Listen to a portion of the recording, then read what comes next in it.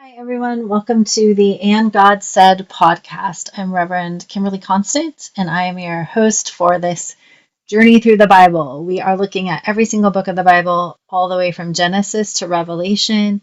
And I offer this podcast in conjunction with a study called Cover to Cover, where I give you a reading plan of things to read so that these lectures can have a bit more background for you, and then also discussion questions that you can either use on your own or with your own small group, or you can join one of my Zoom discussion groups. So if you're interested in more material, you can find that on my website, www.kimberlyconstantministries.com. You are also just welcome to follow along with these podcasts as best you can. And I'm just happy you're here in whatever capacity you find yourself. And today we are going to continue our look at the book of Joshua, in particular, examining the chapters that deal with the conquest itself, as well as the division of the land. So we're looking at a big section of Joshua, chapters 6 through 21. So first, let's talk about the battles. This is really a small portion of this big segment. So chapter 6 through 11 look at the battles, and then there's just a large portion of this book that deals with who gets what in terms of inheritance of the land. So the first battle is the fall of Jericho. And when we left off in the last series, we were just at the edge of Jericho. They had crossed the Jordan River through a miraculous parting of water. Moses had his own encounter with the commander of God's army, and the people had been prepped and ready. They circumcised the males that had not been circumcised while they were journeying in the desert. They purified themselves, and after recovery from that mass procedure, they are now ready to begin entering into the land. And so the first city they're going to have to deal with is Jericho. Now, if you also remember from the last series, Joshua did send 2 spies to Jericho to scout out that city. And they didn't really come back with too much to report in terms of reconnaissance, but they did come back with a story to tell about a woman named Rahab, who spared the lives of the spies and also professed her faith in God and asked for salvation, that she and her family might be spared from the coming destruction. And the spies said, yes, we will do that. Hang this red cord from your window, and we will know to not harm the people inside where the red cord is hanging. And so now we're going to see what happens. So this first conquest is going to be another very showy miracle from God. So he gives them some interesting instructions. God says via Joshua, march around the city once a day for 6 days. And as you're doing that, have the priests blow the trumpets. Now, if you remember back to Numbers, those trumpets are intended to sound when the Israelites need to gather and when they're headed into battle. So that's the significance of the trumpets. And then God says on the 7th day, when you finish sounding the trumpets, give a loud shout and the walls will collapse. Interesting, right? How is that going to work? I'm sure they were thinking just all we're going to do is shout and those walls will fall down. Well, remember, God is at work in this situation. And so they follow these instructions to their credit. And Joshua proclaims to them, the city and all that is in it are to be devoted. And that I put in parentheses means under the ban, which I'm going to talk about what that means, to the Lord. Only Rahab the prostitute and all who are with her in her house shall be spared, because she hid the spies we sent. Keep away from the devoted things or the things that were under the ban, so that you will not bring about your own destruction by taking any of them. So he gives those instructions as well. When these walls collapse, we're going to go in and we're going to devote everything to the Lord except for Rahab and her family, and we're not going to take any of the possessions that belong to God. And this is what happens. The walls collapse, just as God said they would, with that loud shout on the 7th day. That number 7, as we know, is significant In the story of God, it means perfection, it means completion, it means holiness, it is the number of God. So, yes, on the seventh day, God makes those walls collapse, and the soldiers do devote the city. And that word devoted means kill, destroy, murder. Every living thing, men and women, from old to young, and all the animals. This is tough reading. It should be tough. It's okay that we're not okay when we read this. There's something about innocent children and animals being caught up in this that is just really tough to read. What makes this even more tough to read in this particular moment in time is, as I'm recording these lectures, all the events that have transpired in the Middle East of late, with the attack on Israel by Hamas, and then Israel's retaliation, and just all the innocent lives being caught up in this struggle, in this fight, both on the Israeli side and on the Palestinian side. There's a lot happening, a lot of violence, a lot of destruction. It's difficult to read about now. It's difficult to read about it happening thousands of years ago. And what makes it even more so here in the story of Jericho and Joshua and Israel is that this is a command from God. So we're going to talk in a minute about why this might be and what God is doing here. But we also read that Joshua did indeed spare Rahab the prostitute and her family and all who belonged to her, so everyone that was in that room where the red cord was hanging from. And the editors of Joshua note she lives among the Israelites to this day. So that piece is super important to understanding what is happening in this story and why God might command such violence. So let's talk about that word under the ban or devoted. In Hebrew, it's herem. And we need some context for it. So we're going to skip back to Deuteronomy. I don't think we read this part of Deuteronomy's, but it's all right because I'm going to explain what it says to you now. So Deuteronomy chapter 20, verses 10 through 20, provide some rules of God regarding warfare. And these help us figure out what's happening. So first, God says, if you're attacking a city that is at some distance from the promised land, so a city, not Canaan, not anyone close to the promised land, but at some distance, you're first to make an offer of peace. And if the people accept your offer of peace, and by doing so open the city gates, then those in it shall become your forced laborers, or in other words, slaves. You would spare their lives, and they would be in slavery for the nation of Israel.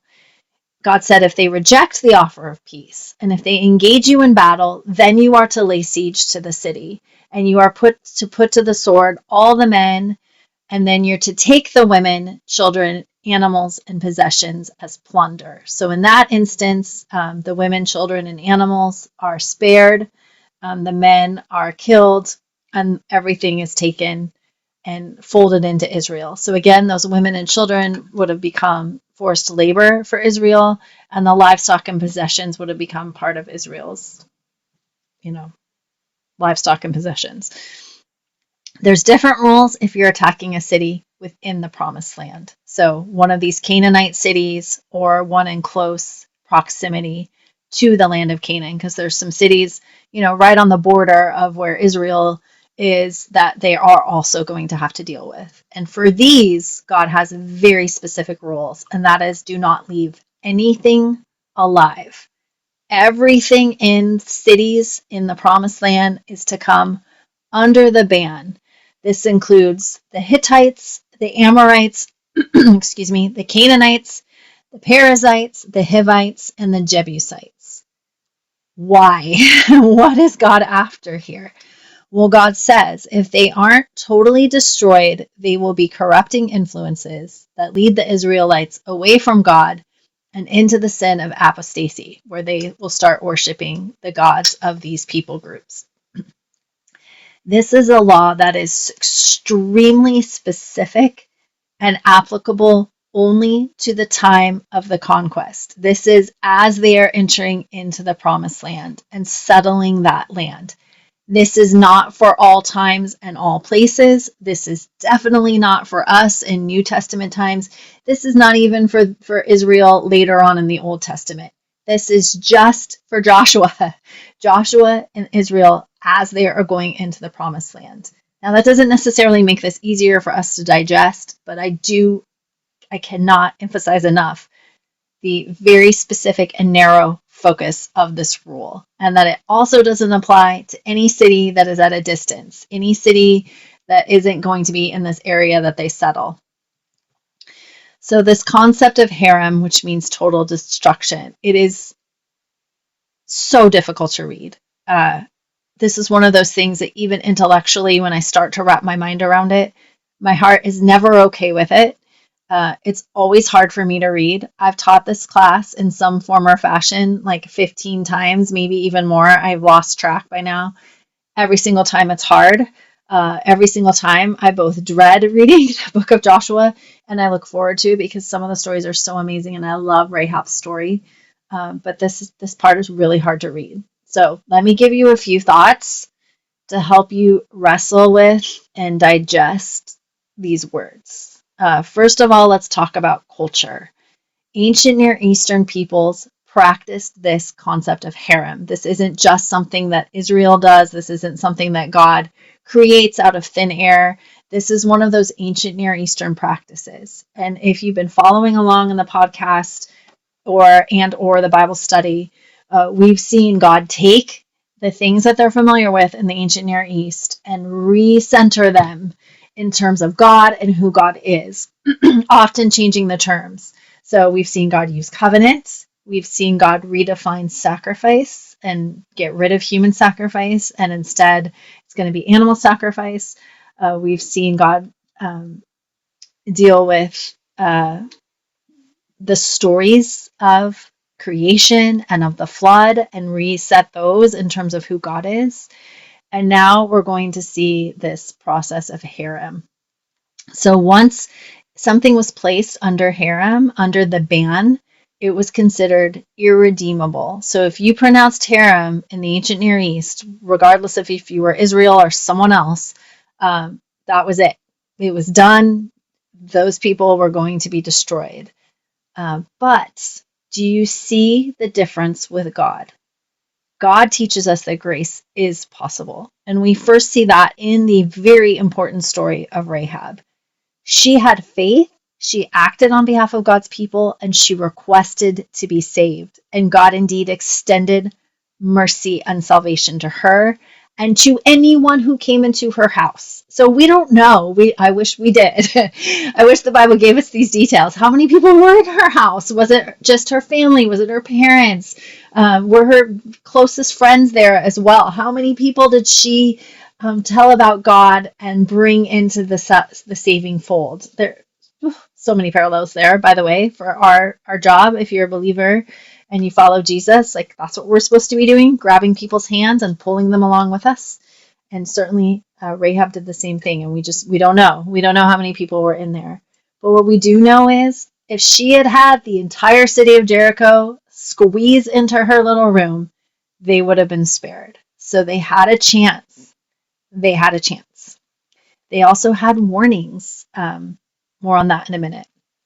So then, beyond culture, let's just consider the people of Canaan for who they were. I've said it before, they were evil, very, very bad, wicked people. And God will say and has said, they have been defiling my land for many years. Remember the story as we started in Exodus? Well, let's actually go back to Joseph and the Israelites ending up in Egypt to begin with. That's 400 years go by. And then we get to the beginning of Exodus and Moses. And then that's another year or so till they get to Sinai. Then they're a year at Sinai. And then there's 40 more years of wandering in the desert. So there's a lot of time that elapses in which Canaan is just doing all wicked, bad things. And remember, there is a difference between the terms of the covenant, which Israel accepts, and what God expects of just all people. Those kind of 10 commandment type laws. Thou shalt not murder. That's not something that is only applicable to Israel. That's applicable to everybody. That's just like common sense. We should come up with that. Like murdering is not a good thing. Lying, bearing false witness against somebody is not a good thing. Stealing is not a good thing. Coveting what someone else has had. Like these are just human things that we should begin to embrace. And so God is going to expect this not just of Israel, but of other people as well. And so they've not been doing this. They've been sacrificing their children. They've been engaging in prostitution rituals. They've been worshiping false gods with all kinds of awful things like the sacrifice of their children.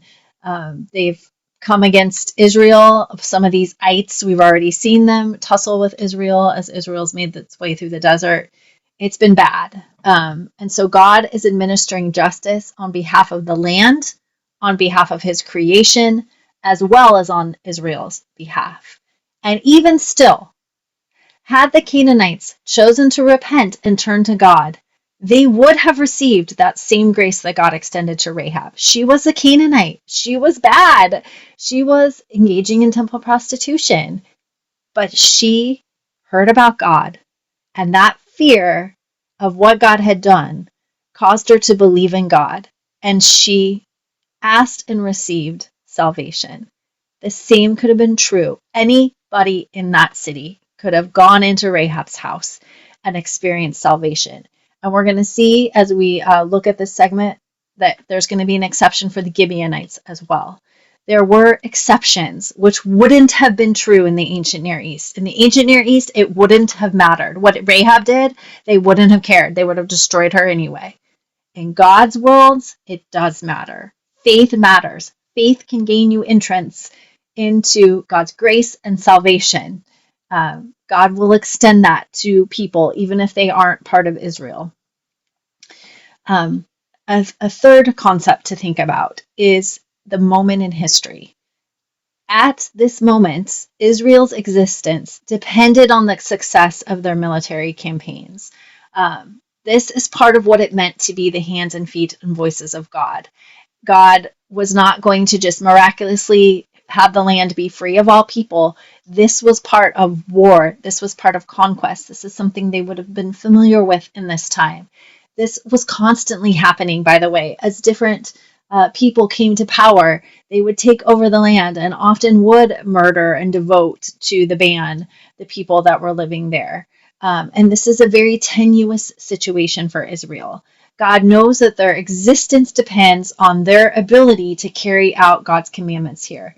And God is nowhere saying, hey, this should be easy, like you should have no problem devoting to destruction the people of the city. God doesn't say that. The implication is that this is a difficult thing that God is asking of them, but it's necessary for their survival as a people, for the protection and the redemption of God's land that has been defiled for hundreds and hundreds of years, and for the mission of God to move forward, for the redemption of the world to move forward.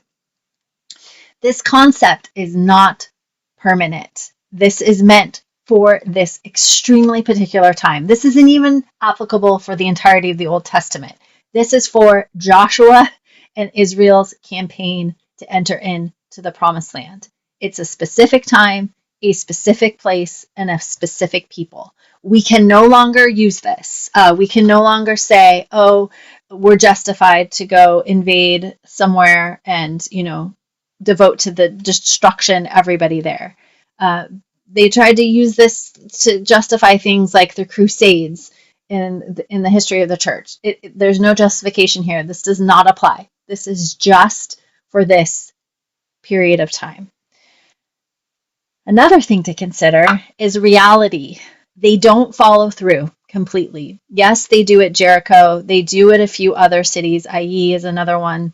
But they don't follow through completely, because when we get to the book of Judges, we're going to read that there are still Canaanites in the land. So they don't completely wipe out all of the Canaanites.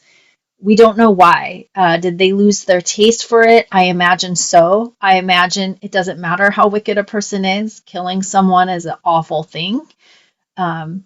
especially when it's animals and innocents that also are being devoted to destruction. That would have been horrible. I can imagine a lot of PTSD amongst the Israelites from what they had to do. And so perhaps they just couldn't keep doing it and they lost their taste for it. Perhaps they got caught up in temptation before they even could finish the task.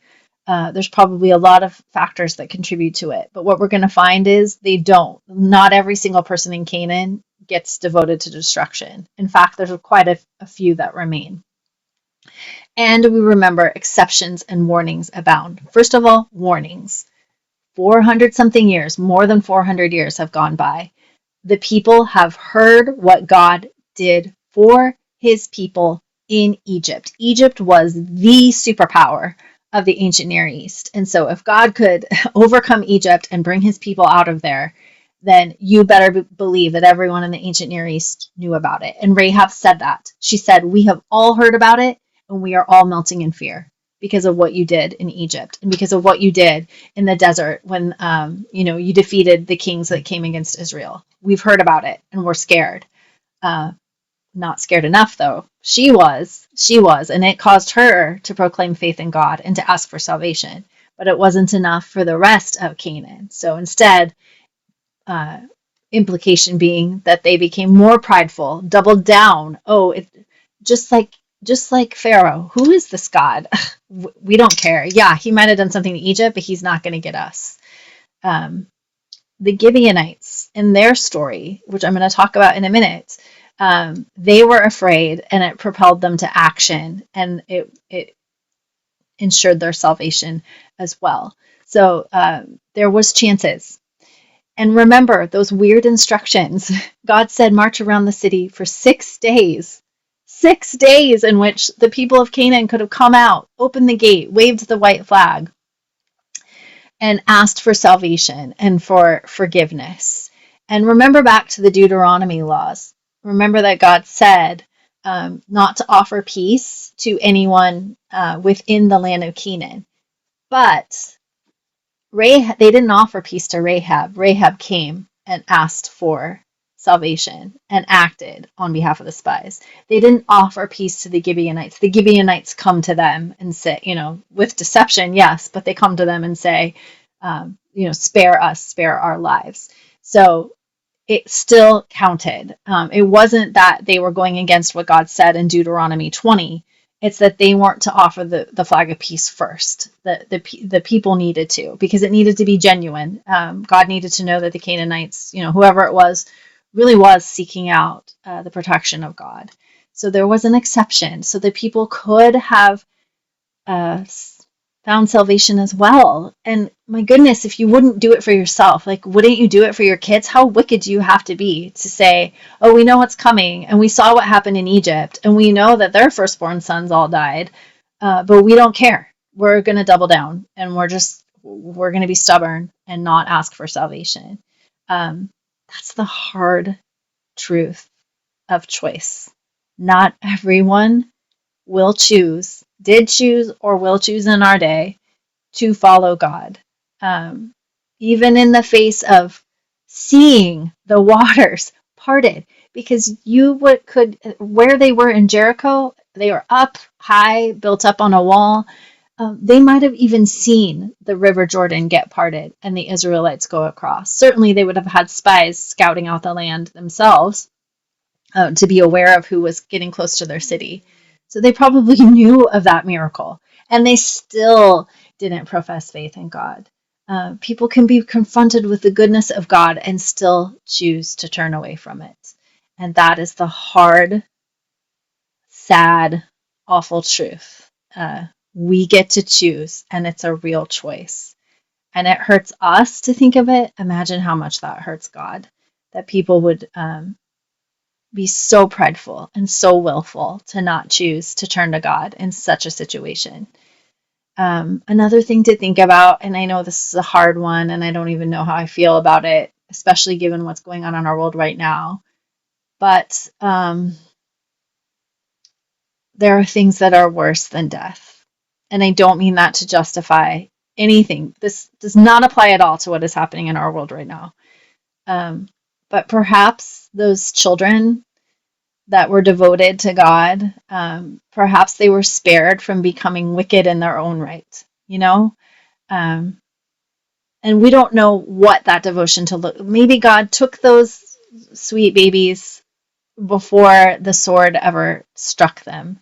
I don't know. I don't know what it looked like. It's really hard. I don't understand it completely. But I know from my own relationship and study of God's word that I trust God, and that as awful as this is to read, I trust God. I'm really thankful that God does not continue this practice, that this was just for a certain time and place. And it's just something that I will probably wrestle with for the rest of my life. Why, God? Why this way? Why couldn't those babies have been saved? Why did you have to kill animals? Why was that the way things were done? Um, it's a tough one. It's tough. This also could be something to do with progressive revelation as well. That God is meeting the people where they are, as awful as it is, and moving them forward. I don't know. This is definitely something that we will talk about in our discussion groups on Zoom. If you're not part of that, find someone you can kind of wrestle with and discuss this with, and feel free to reach out to me as well. I know it's really hard. It's just, it just is. As many thoughts as I can give you, it's never going to make it easier to wrestle with this part of Scripture. But just please remember, it's very specific to this time and place. And by the end of the book of Joshua, this concept will be done. Okay, so next we look at the story of Achan. So we've seen exceptions that to Canaanites that have received the grace of God. Now we're going to see what happens when an Israelite disobeys God's rule and what happens to them. So one of the rules of herem, of devotion, of something being under the ban, was that whatever was devoted to God could not be used or taken by an Israelite. It was God's. So this is an instance in which the covenant will be broken by Achan. And so God, because of it, removed the protection from Israel, and they struggle in battle at IE until they sort it out, until they figure out who has perpetrated this sin and they deal with the sinner.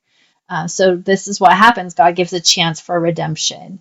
And this involved punishing the perpetrator, Achan. And so we read that everything he had was destroyed, including his family. Again, we say, why? Why would God want this if it was just Achan who sinned?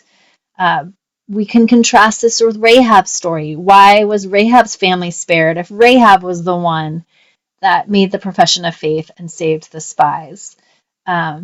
Some things to think about that we don't know because it's not told to us, but perhaps the family was involved. Perhaps they covered up the crime.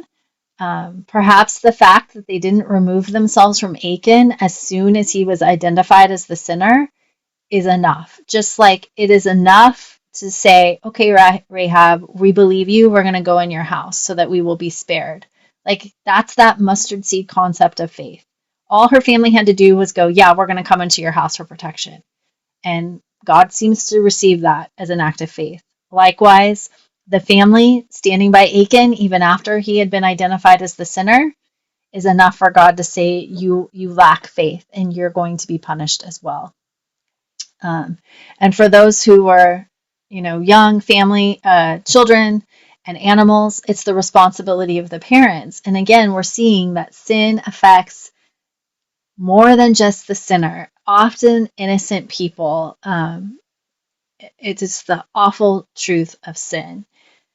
You notice in the story, Achan admitted his wrongdoing, but he didn't ask for forgiveness. There's a difference. Just like we saw contrasting, Rahab, she protected the spies, she asked for salvation. Perhaps if Achan had fallen on his face and begged for forgiveness, there would have been some other resolution to this. I don't know. Certainly, he knew the consequences. They are clearly delineated. This is why more than once the people have rededicated themselves to the covenant. He knew the rules and he disobeyed them anyway. And so the punishment he receives is the punishment God said he would hand down to someone if they did this. And unfortunately for the community, it's one that has to be carried out by them. They are the ones that have to stone Achan and his family. And that is brutal to read. That is difficult. Like, why? Why can't you just strike him with lightning, God? Like, why do the people have to participate? Because they bear covenant responsibility. And part of covenant responsibility in the Old Testament was to hold one another accountable and to be the hands and feet of voices of God in administering grace and administering justice. That's what they've been doing. That's what the Battle of Jericho was, administering justice on behalf of God's land and on behalf of all the wicked things that the Canaanites had done. Here they have to administer justice on behalf of God for the sin of Achan and for his unrepentant sin. And it's hard and it's awful, and I cannot even imagine having to participate in this. But it is the truth of the responsibility of being Israel. It's not all wonderful, oh, the Red Sea's parted and we get all these beautiful things that happen to us and God lives in our midst and isn't this great? It's also, we have to do hard things too, because we are God's hands and feet. So what happened was so hard and awful that Joshua names the place, and as we've seen, they name the places after what happens there. And so he calls it the Valley of Achor, which means the Valley of Trouble. So certainly recognizing the trouble Achan brought up against the people, and that then they struggled in their battle at Ai. People lost their lives because of this. They lost the covenant protection for a time. And then Achan and his family lose their lives, and Joshua and the people have to participate in administering that justice. So awfulness all around with this story. And this story reminding us that just because you're an Israelite doesn't mean you're guaranteed safety and protection. You have to remain true to the terms of the covenant that you said you would uphold. So after this, there's another covenant renewal, and it's at Mount Ebal and Mount Gerizim. So interestingly, this location is in the modern day West Bank, so where some of the fighting is happening at the moment. Most of it's happening in Gaza, but I'm certain that there's things going on in the West Bank as well, because that is one of the places where Palestinian people are allowed to live in Israel. So after the Israelites finally conquered Ai, Joshua establishes an altar on Mount Ebal, which is according to God's instructions. God had said in Deuteronomy 11, verse 29, when the Lord your God has brought you into the land you are entering to possess, you are to proclaim on Mount Gerizim the blessings, and on Mount Ebal the curses. And so the area in between these two mountains formed a sort of natural amphitheater. They're not far apart. And so it's said that, if you stood at the foot of one and the other, that everyone in between would be able to hear. So the people could hear the proclamations being made from each mountain. It's symbolic because God wanted the cursings and the curses and the blessings to pronounce separately to emphasize their distinction. And it's a visual emphasis because Mount Ebal is rocky and barren, and that symbolizes the effects of disobeying the covenant. Mount Gerizim is lush and fertile, and that symbolizes the effects of obedience. If you are obedient, the land will give you plenty, you will be provided for, you will be fruitful, the land will be fruitful, there will be peace and harmony and rest. If you are disobedient, you are going to lose your fruitfulness, you're going to eventually be expelled from the land, and things are going to be dry and dusty and terrible for you. And so as each curse or blessing was pronounced, the people would have replied with Amen, which signified their rededication to the covenant terms. So this is a resetting. We're in the land now. We're renewing the covenant. We're remembering the promises. They did it at the end of Moses' life. They're doing it here in the land, and they're going to do it again at the end of Joshua's life. So a lot of chances here, a very clear statement of what is expected of them as God's covenant people. And if you're able to see this presentation, I just have a slide of what it looks like. Mount Gerizim, Mount Ebal, the city of Shechem is in between them. and that kind of visual valley where they could have heard shouts from both mountains. The next story we have is of the Gibeonites. So they also are extended protection, but through trickery. So they deceive Joshua into thinking they're from a far off land, because remember the rules in Deuteronomy. If the people were from a far off land and not actually the land of Canaan, they were supposed to be offered peace. And so the Israelites didn't consult God. They just saw these people and they believed the ruse. They kind of made their clothes look tattered and moldy and old so that Joshua would think, oh, yeah, you have been traveling for a long time. And so he did negotiate peace. And even when they discover that it was a ruse, that they had been deceived, they have to remain true to the treaty. That's how important covenant is. It doesn't matter that the other side was deceitful.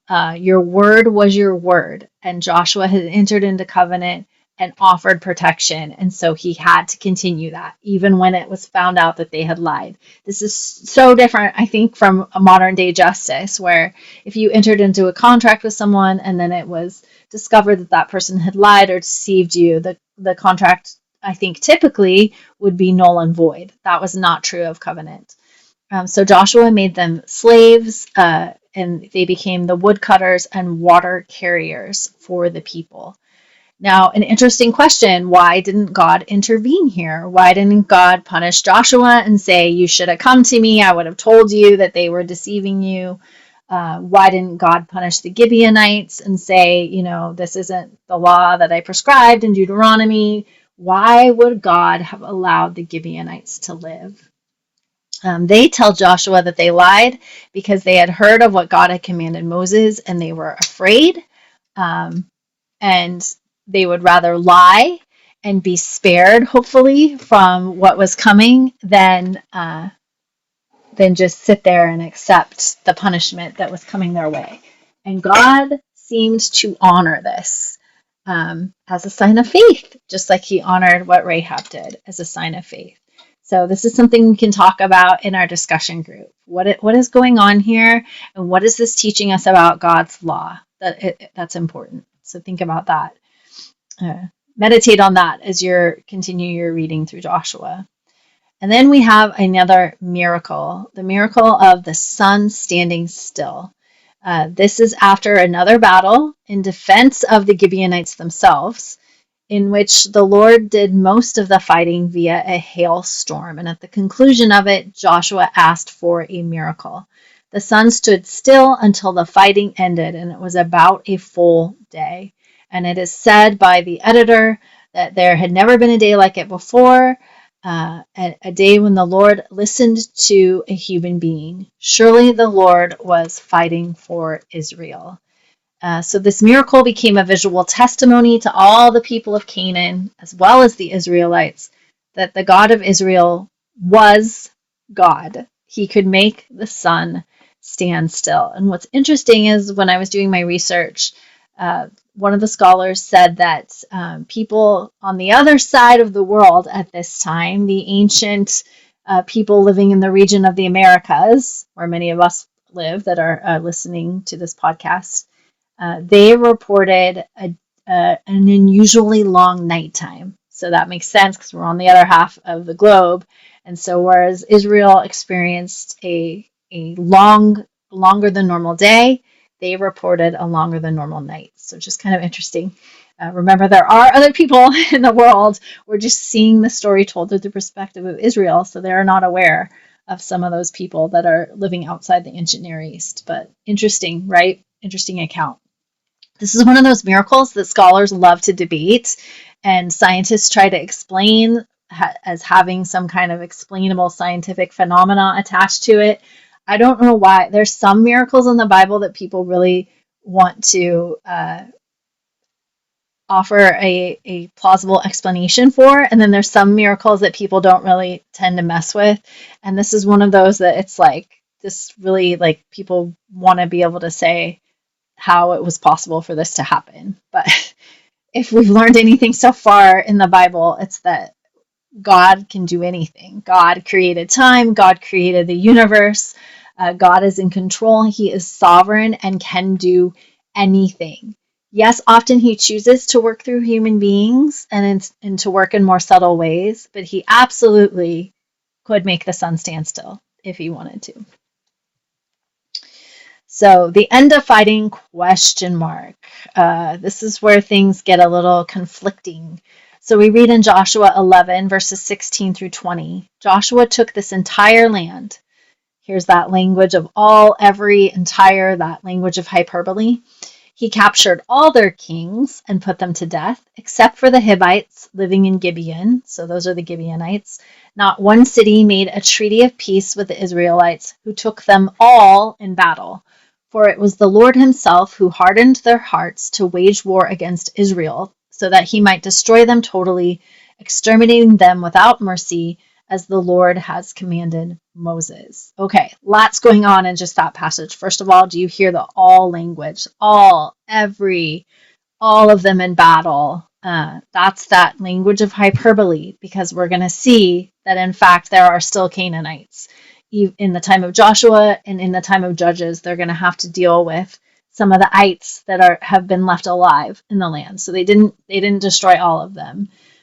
Also, we've got this language of hardening. Remember, we talked about this if you were with me for the podcasts on Exodus, and we talked about Pharaoh and that there was this language of Pharaoh hardening his own heart because of his wickedness, and then God sort of finishing what Pharaoh started, hardening it further so that he could then use it for his purposes. We have the same thing happening here. These Canaanites were wicked people. They were never going to come around. God knew they would never come around. They weren't going to wave a white flag. They weren't going to ask for salvation. And so God hardened it further so that then he could use them and enable his people to wipe these people out. It's like they are so wicked, it's awful still. Taking the life of another person is terrible. But here it was necessary. And so God, that's what that language is saying. And so reality, as I said, there's still battles left to wage. This is conquest literature. Yes, eventually all the land would be settled and they would be rid of the ites that lived in that land. But for now, not yet. Not yet. So we now turn to the chapters of rest. And this is the majority of the book of Joshua. It also happens to be not the most exciting reading. So I'm not having my Bible study students read very much in this part. But let's just talk about what happens so that you have the context for moving forward. So in Joshua 11, verse 23, we read that Joshua took the entire land. There's that language, all, every, entire, and he gave it as an inheritance to Israel according to their tribal divisions. Then the land had rest from war. So in Moses' lifetime, God had said, here's what I want you to do. Here's how I want the land to be divided. And so now Joshua is just going to follow those instructions. But notice here that there's rest not just for the people, but for the land itself. Remember, one of God's objectives of sending Joshua and Israel into Canaan is to redeem the land that has been defiled by the wickedness of Canaan. God is, yes, concerned for people, but he is also concerned for creation. And we will see that language continue in the Bible. We also read in Joshua 13, chapter, verse 1, when Joshua had grown old, the Lord said to him, "You are now very old, and there are still very large areas of land to be taken over." So here's that contradiction. Okay, you just said in Joshua 12 and 11 that he took over everything and that all the land belonged to them and he destroyed everyone that was living in it. But now we're reading just, a few verses later that there's still a large portion of land that has to be taken. That was the reality. There was still more to do. But in the end, yes, Israel would conquer the land. That's that language of hyperbole. The Astros annihilated the twins, but the twins won some of the battles, and it took a few games to do that. But at the end of the day, yes, the Astros won. That's this language. So this next portion of the book is detailed, very detailed record of the borders and territories assigned to the tribes and certain individuals. There's some individuals that come forward and make requests, and then there's some people like Joshua that get their own special inheritance because of the way that they've served God. And so if you're able to see this presentation, I have a map of the initial allocation of land to Israel. You can also look this up. And there's a difference, though, between the initial allocation and the allocation as it is like during the time of King David, because one of the tribes ends up moving. But for now, this is what it looks like. And so you've got the eastern tribes, and then you also have the tribes to the west of the Jordan River. And so the eastern tribes, remember, even in Moses' time, they were rewarded with their land. And Moses said, yes, you can settle this land, but you still have to go with the rest of Israel and engage in battle with your brothers and sisters, and then you'll be able to return to your land. And we're going to see that happen in the next lecture. So one thing I wanted to call out from this segment, we've seen it already, but I haven't talked about it yet, but I did want to bring it up, is something called the cities of refuge. So these are talked about in chapter 20 of Joshua, but they were also talked about in Deuteronomy as well, and I think even Leviticus too. So this is one of God's provisions. This is part of the covenant, the Mosaic covenant. They were to create these cities to provide protection to a person who killed another person accidentally and unintentionally.